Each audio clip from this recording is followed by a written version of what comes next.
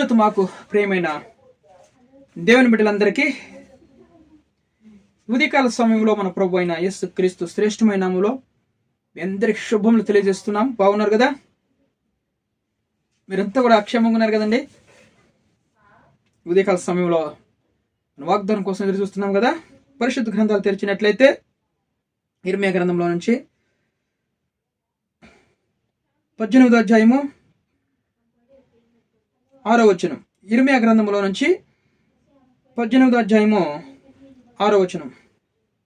ఇశ్రాయేలు వారలారా, ఈ కుమ్మరి మంటికి చేసినట్లు నేను మీకు చేయలేనా? ఇదే యెహోవా వాక్కు.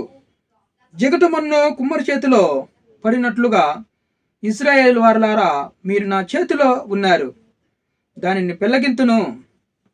చూడండి, మీరు నా చేతిలో ఉన్నారు. చూడండి, ఈరోజు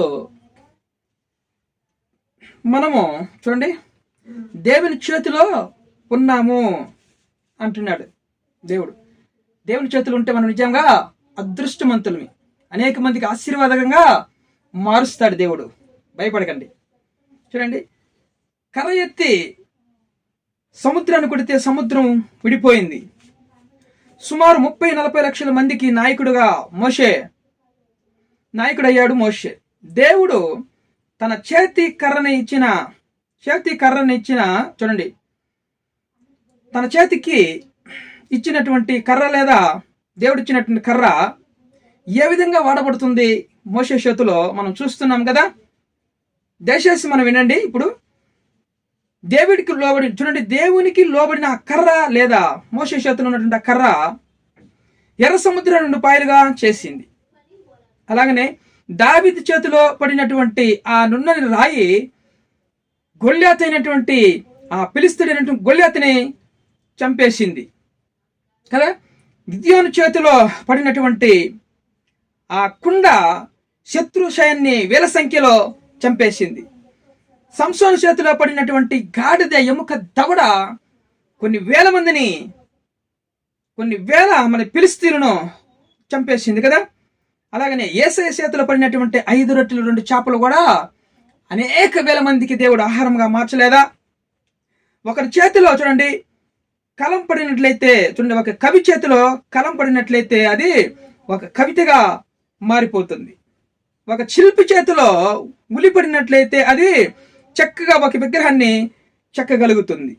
ఒక వడ్రంగి చేతిలో ఒక చెక్క ముక్క పడితే చక్కని రూపాన్ని పొందుకుంటుంది అనమాట. అలాగనే మనిషిని సృష్టించిన దేవుని చేతిలో మనిషి పడినట్లయితే ఆ మనిషి యొక్క జీవితము సాత్వికం అవుతుంది. హల్లెలూయా.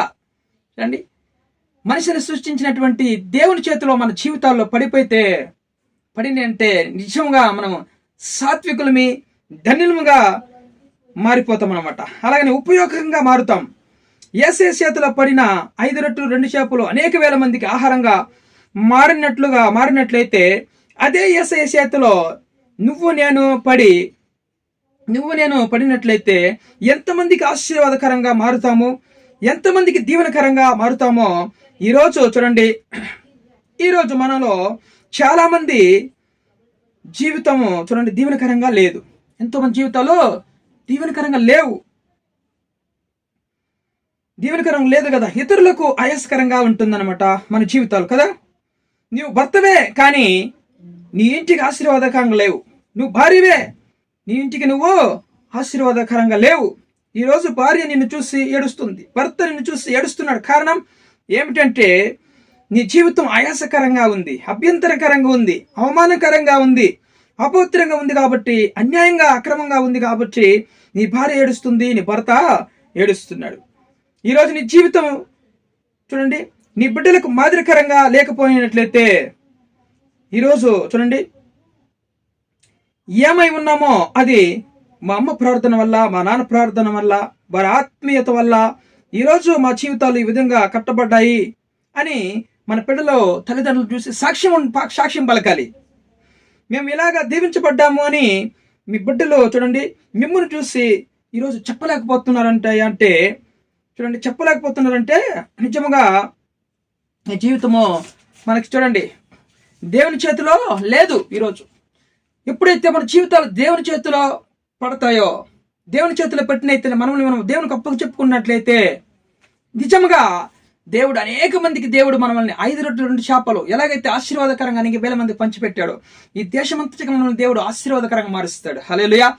మోషేని దేవుడు కొన్ని లక్షల జనాలకి ఆశీర్వాదకరంగా నాయకుడిగా మార్చలేదా? 40 సంవత్సరాలు మిథ్యాను దేశంలో గొర్రెలు కాసుకున్నటువంటి మోషే ఎప్పుడైతే దేవుని మాటకు లోబడి తన జీవితాన్ని దేవుని చేతిలో పెట్టాడో కొన్ని లక్షల మందికి ఆశీర్వాదకరంగా నాయకుడిగా మార్చలేదా? ఈరోజు నువ్వు నేను మన జీవితాల్ని దేవుని చేతిలో పడితే, దేవుని చేతిలో పడినట్లయితే దావీదు చేతిలో పడినటువంటి ఆ నున్న రాయ గొప్ప గొల్యాతుని ఫిలిస్తీయుని గొప్ప గొల్యాతుని చంపేసింది. ఈరోజు మన దేవుని చేతిలో పడినట్లయితే నిజంగా మన ద్వారా దేవుడు గొప్ప కార్యాలు జరిగిస్తాడు. దేవుని నామానికి మహిమ కలిగిన గాక. ఈరోజు చూడండి, నీ బిడ్డలు చెప్పగలగాలి, మన బిడ్డలు చెప్పగలగాలి, మా అమ్మ ఆత్మీయత వల్ల, మా నాన్న ఆత్మీయత వల్ల ఈరోజు నీ భార్య చెప్పగలగాలి, నేను ఇంత ఆశీర్వాదకరంగా ఉన్నానంటే నా భర్త యొక్క ఆత్మీయత వల్లను, నా భర్త ఆత్మీయుడు వల్ల అని చెప్పగలగాలి. నా భర్త ఆత్మీయుడు కాకపోతే నేను ఈ విధంగా ఉండేదాన్ని కాదు అని వాళ్ళు సాక్ష్యం చెప్పాలి. ఈరోజు చూడండి, ఎంతోమంది అలాగ చెబుతూ ఉంటారు కదా, నా భార్య ప్రార్థన వల్ల నా జీవితం మారిందని, నేను త్రాగుబోతుగా ఉన్నాను, నేను మారిపోయినానని భర్తలో తన భార్యల గురించి ఎంతోమంది సాక్ష్యం చెబుతూ ఉంటారనమాట. నేను మంచి ఆత్మీయుడుగా ఉన్నాను అని ఈరోజు మన పాత జీవితాన్ని విడిచిపెట్టి దేవుని చేతిలో పడితే, ఈరోజు మోసే జీవితం దేవుని చేతిలో పడి ఆశీర్వాదకరంగా మారింది. హల్లెలూయా. ఈరోజు నువ్వు నేను కూడా దేవుని చేతిలో పడి మన జీవితాలు తిరగాలన్నమాట. పాడైపోయిన మన జీవితాలు మరలా కట్టబడాలి, అవి తిరిగి జీవితాల్లో ఆశీర్వాదం పొందుకోవాలి. ఆశీర్వాదకరంగా అనేక జీవితాలకు అనేక ప్రజలకి మనం ఆశీర్వాదకరంగా మారాలి అంటే మన జీవితాలను దేవుని చేతిలో పడాలి, మనం దేవునికి ఒప్పు చెప్పుకోవాలి, దేవునికి లోబడాలి. హల్లెలూయా. కుమ్మరి చూడండి, ఆ మంటి ఎలాగైతే లోబడుతుందో కుమ్మరి చేతిలో చాలా అందంగా మార్చేస్తాడు ఆ కుండను అనమాట. అనేక జనాలు చూసి ఎంత బాగుందని అనేటట్లు చేశాడు కదా. ఈరోజు మనం కూడా మట్టే కదా. ఆ మట్టి అనేటువంటి మనము దేవుని చేతులు పెడితే అందమైన రూపాన్ని దేవుడు చేయగలడు. దేవుడి నామానికి మహిమ కలుగును గాక. మరి దేవుని చేతిలో పడినట్టు మన జీవితాలు ఈరోజు మన జీవితాలు మారిపోవాలి. అంత కంప్లీట్గా మన పాప రోత జీవితాలుగా మారిపోయి దేవుడు ఈరోజు అనేక మందికి మనం దేవుడు ఆశీర్వాదకరంగా ఉంచబోతున్నాడు. దేవుని నామానికి మహిమ కలుగును గాక. వీడియో చూస్తున్న మీరందరూ కూడా సబ్స్క్రైబ్ చేయండి, లైక్ చేయండి, ఇతరులకు షేర్ చేయండి. ప్రార్థన చేసుకుందాం. ప్రేమ కలిగిన మా ప్రియ పరలోకపు తండ్రి, మీ ఘనమైన నామాన్ని బట్టి స్తుతిస్తున్నాం ప్రభువా. నిజంగా నాయన ప్రభువా, మరి మోషే చేతిలో ఉన్నటువంటి కర్ర, దేవుడు నాయన నువ్వు ఎంత అద్భుతంగా ఆ కర్రను వాడుకున్నావు స్వామి.